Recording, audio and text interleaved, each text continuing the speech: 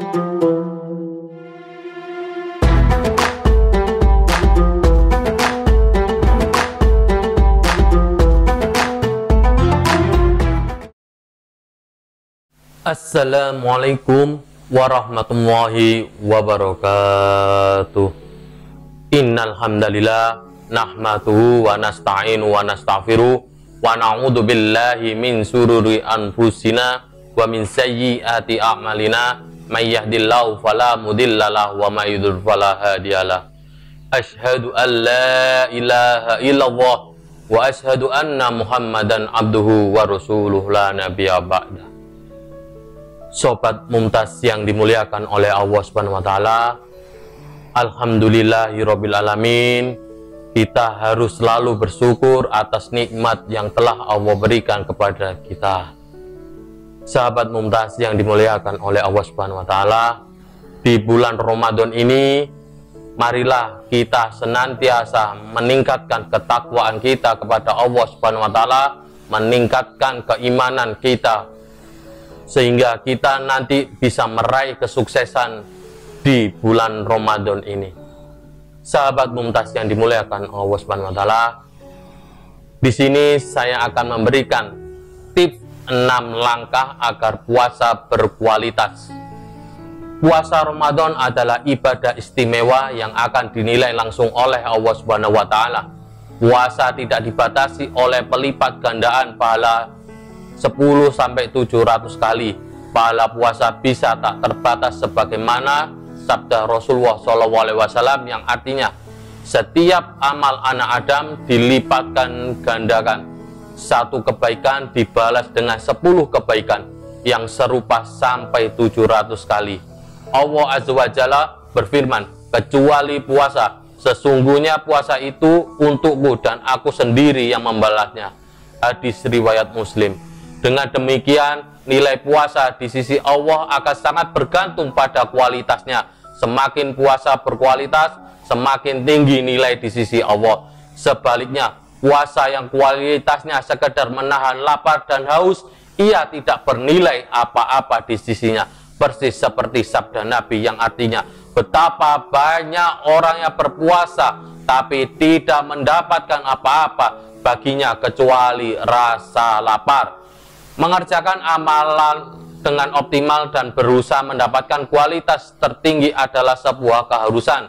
Demikian pula dengan puasa. Marilah kita tunaikan puasa kita dengan sebaik-baiknya sehingga ia benar menjadi puasa berkualitas. Sebagaimana cara agar puasa kita berkualitas? Yang pertama yaitu ikhlas. Yang kedua, meninggalkan hal-hal yang membatalkan puasa. Ketiga, meninggalkan hal-hal yang membuat puasa sia-sia. Yang keempat, meninggalkan hal-hal yang tidak bermanfaat. Kelima, mempuasakan seluruh organ tubuh, pikiran, dan hati. 6, memperbanyak amal soleh selama Ramadan. Oke, yang pertama, ikhlas. Agar berkualitas, puasa kita harus ikhlas. Tak hanya puasa, seluruh amal kita, semua yang menjadi syarat diterimanya amal ini sesuai hadis innama a'malu biniyat wa innama li'imrin manawa. Sesungguhnya seluruh amal tergantung pada niatnya dan sesungguhnya setiap orang mendapat apa yang ia niatkan. Jadi ketika kita berniat puasa harus ikhlas karena Allah. Sesungguhnya setiap orang akan mendapatkan apa ia niatkan. Keutamaan puasa Ramadan berupa ampunan atas dosa yang telah lalu, juga hanya berikan kepada orang yang puasa dilandasi keikhlasan. Yang artinya barang siapa yang berpuasa Ramadan karena iman dan mengharap perhitungan pahala akan diampuni dosa-dosa yang telah lalu. Kemudian yang kedua, meninggalkan hal-hal yang membatalkan puasa. Agar puasa berkualitas, puasa itu harus sah. Artinya kita harus meninggalkan hal-hal yang membatalkan puasa, yakni yang pertama, makan atau minum dengan sengaja. Jika seorang makan dan minum dalam keadaan lupa, itu tidak membatalkan puasa. Jadi, Sobat Mumtaz yang dimuliakan oleh Allah Subhanahu wa taala, yang membatalkan puasa yang pertama yakni makan dan minum dengan sengaja. Kalau kita lupa, boleh melanjutkan puasa, tapi kalau disengaja, puasa kita batal. Kemudian muntah dengan sengaja. Barang siapa didesak muntah, ia tidak wajib mengqadha, tetapi siapa yang sengaja muntah hendaklah ia mengqadha. Hadis riwayat Ahmad, Abu Dawud, Tirmizi, Ibnu Majah, Ibnu Hibban, Daruqutni dan Hakim.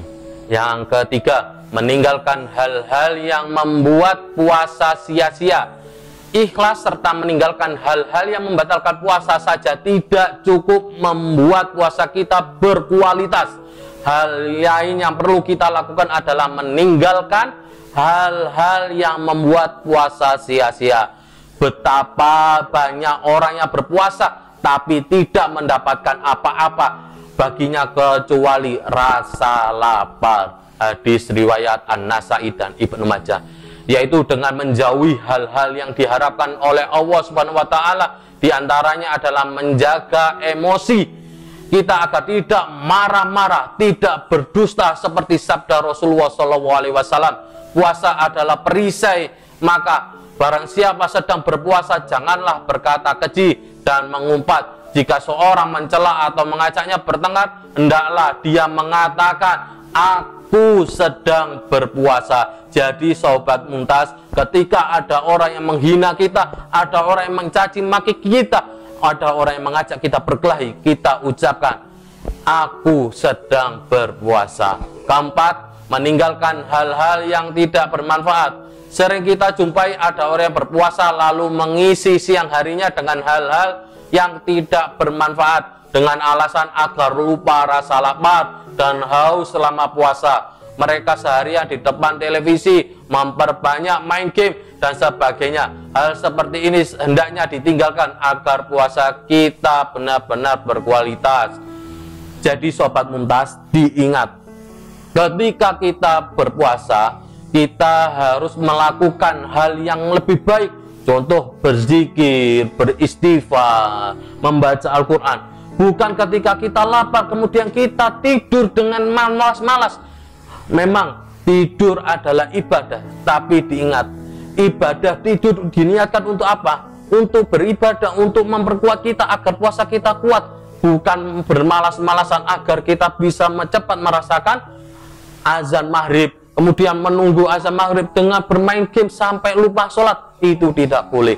Kemudian yang kelima, mempuasakan seluruh organ tubuh, pikiran dan hati. Inilah yang diistilahkan puasa khusus oleh Imam Ghazali dan Ihya Ulumuddin, dan ditegaskan oleh Ibnu Qudamah dan Mukhtasar Minhajul Qasidin.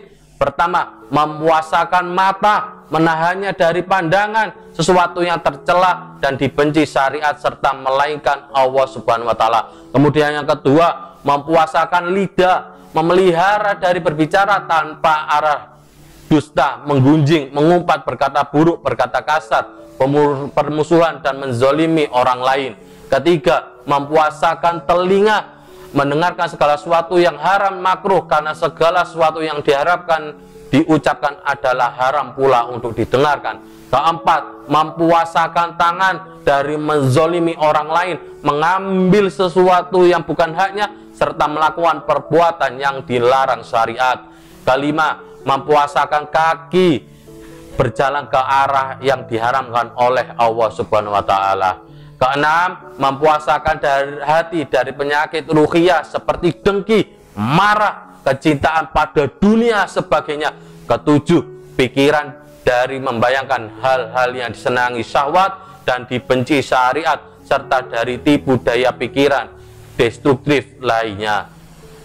Yang terakhir, yakni memperbanyak amal soleh selama Ramadan. Di saat kita meninggalkan hal yang haram dan tidak bermanfaat, pada saat yang sama kita memperbanyak amal soleh pada saat berpuasa, seperti memperbanyak tilawah Al-Quran, berzikir kepada Allah Subhanahu wa taala, tafakur, mengkaji ilmu agama, memperbanyak infak dan lain sebagainya. Rasulullah dan para sahabatnya sangat mengerti tentang keutamaan Ramadan dan bagaimana memperbaiki kualitas puasa mereka. Karena dalam kesempatan istimewa ini mereka memperbanyak amal soleh. Ibnu Abbas menuturkan bagaimana peningkatan amal soleh Rasulullah SAW, khususnya tadarus dan infak.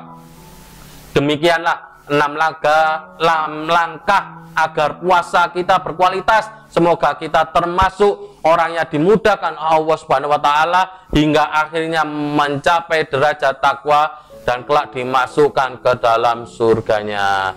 Cukup kultum yang Pak Wildan bisa berikan, kurang lebihnya Pak Wildan minta maaf.